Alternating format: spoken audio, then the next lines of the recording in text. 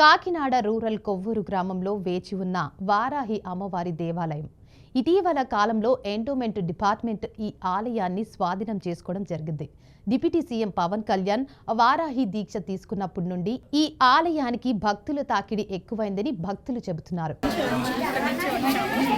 హైదరాబాద్లో ఇక్కడ మామూలుగా పబ్లిక్ సీట్ ఎక్కువ అవడం వల్ల వారాహి అమ్మవారు ఎలా ఉందని ఇక్కడ తెలుసుకోవడానికి ఫస్ట్ టైం వచ్చాము. ఫస్ట్ టైం అంత డెవలప్మెంట్ లేకపోయినా ఇప్పుడు నిత్య విధానం కోసము చాలా డెవలప్మెంట్ ఉంది. భక్తులు రోజు రోజుకి ఎక్కువ అవుతున్నారు.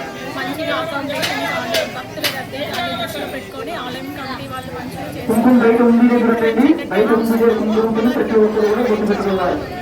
అలాగే అమ్మ దర్శనానికి వచ్చి ప్రతి ఒక్కరు కూడా పాద ప్రక్షాళన కాళ్ళు కడుపుని అమ్మ దర్శనానికి రావాలి.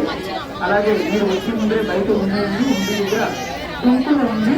ప్రతి ఒక్కరు కూడా అమ్మ ప్రసాదం రీల్స్ చూసి అమ్మవారి గురించి తెలుసుకొని వచ్చామండి. దర్శనం చాలా బాగుంది. ఇదే ఫస్ట్ టైం నేను రావడం.